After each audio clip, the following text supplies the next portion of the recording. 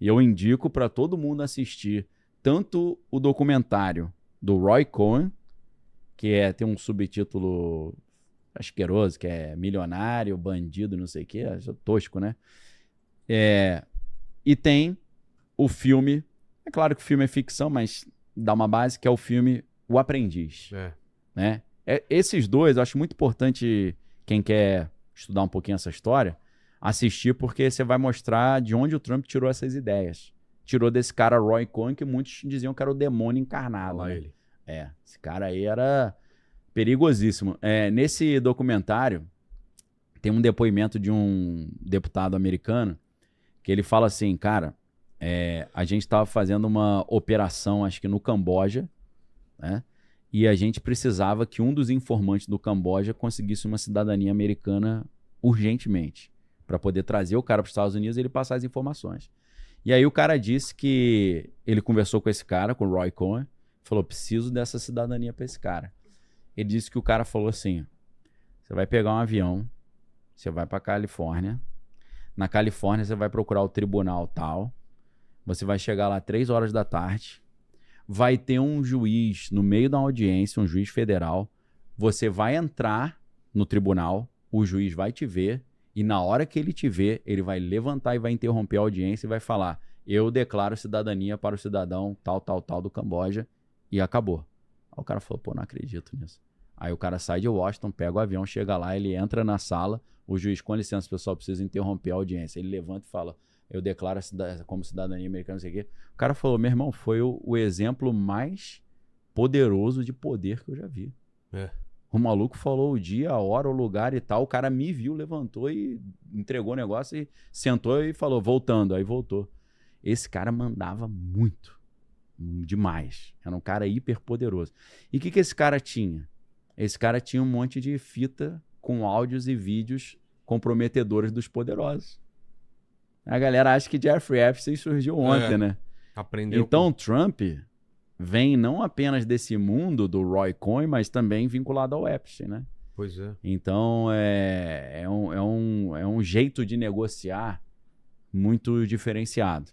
No filme O Aprendiz, você vai ver que o Trump ele consegue o acesso a um clube que era muito exclusivo em Nova York, que era só para os caras cascudo mesmo. E ele senta na mesa ali sozinho, que ele não conhece ninguém.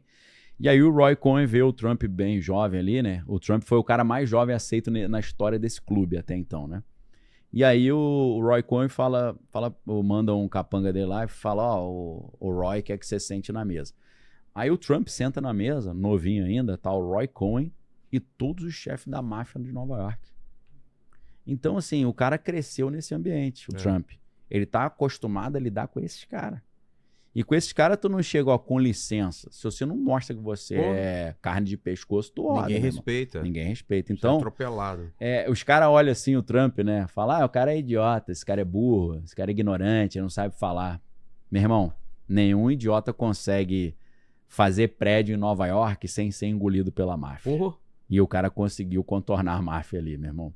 Eu lembro tem um mafioso aí que ficou 20 anos preso, não me lembro o nome dele, ele saiu da cadeia e agora ele tem uns podcasts, né? Tem 2 ex-mafiosos aí que tem podcast, da máfia italiana, porque a gente sabe que tem a máfia italiana, russa e judaica, né? Israelense.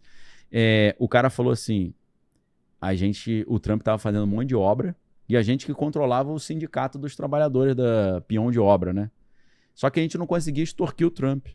Aí um dia o mafioso falou, por que a gente não pega os nossos carros, a gente vai lá pro prédio do Trump, sobe na sala dele e fala, meu irmão, você vai ter que pagar a propina. Aí o cara falou, claro que a gente não vai fazer isso. Aí por quê? Os segurança todo deles são do FBI e da CIA, pô. A gente vai chegar lá, o cara vai prender a gente. Entendeu? Então o Trump é um cara que sabe jogar o jogo do poder e dos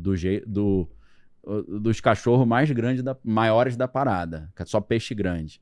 Então, o estilo de negociação dele, a gente está vendo que se na primeira gestão ele estava um pouquinho mais light, agora, meu irmão, o cara tá com a faca no dente.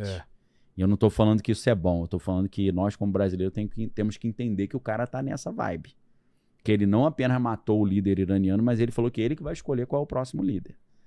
E você acha que, voltando, você acha que ele não vai querer escolher qual é o próximo líder do Brasil também? Claro.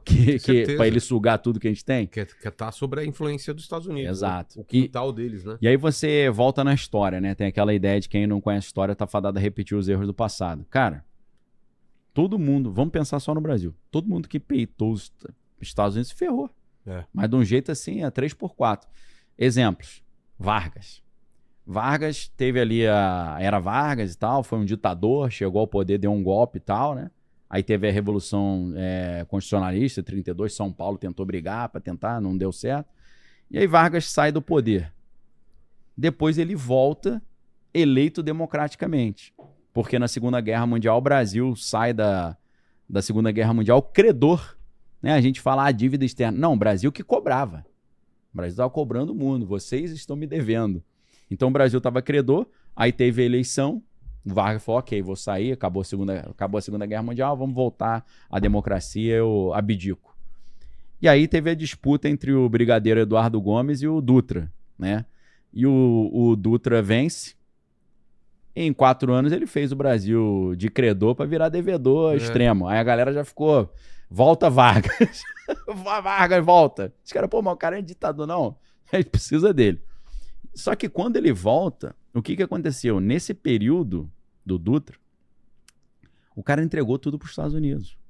A gente já tinha o petróleo e uma empresa chamada Standard Oil assumiu o controle do petróleo brasileiro completamente. E essa empresa é da família Rockefeller, né? Que é uma família pouco poderosa, né? Para quem conhece. E aí, o que eles faziam? Eles tinham a remessa de lucros, eles mandavam 90% do lucro, ó o Vargas aí, 90% do lucro ia para fora e só 10% ficava no Brasil. Ou seja, os caras sugavam tudo nosso e não reinvestia nada aqui. A gente não via o fruto desse petróleo todo.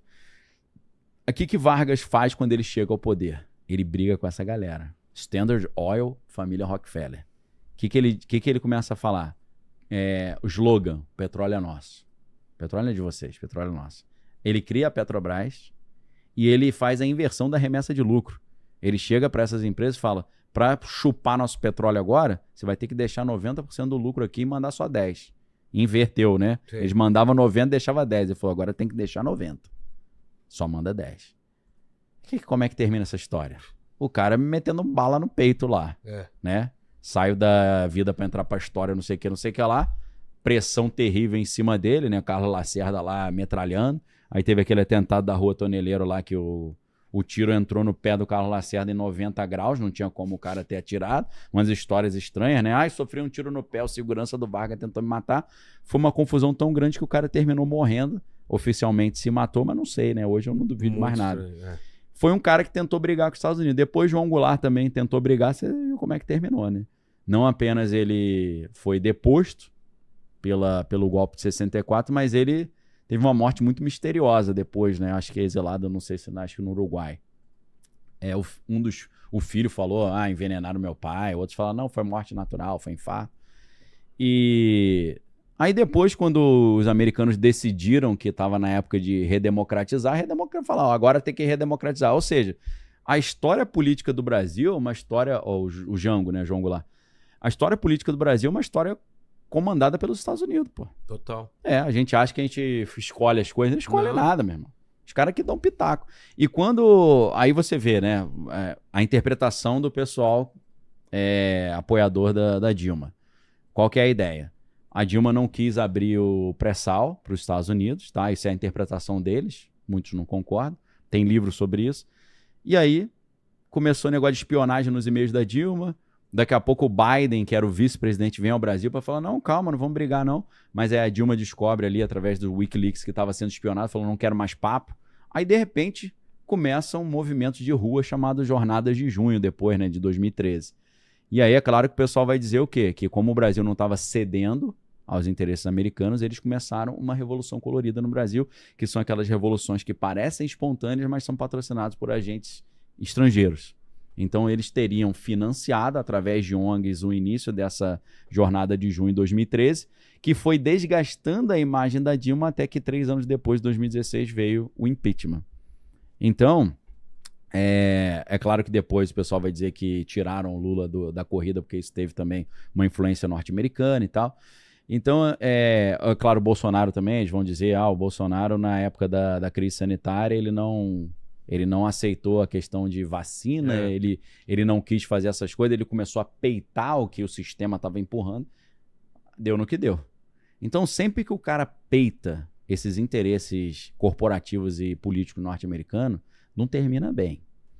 Então, se tem um governo no Brasil que está indo bem, é porque ele entregou o que precisava entregar. Porque se não entregar, começa a ter pipocar um monte de coisa.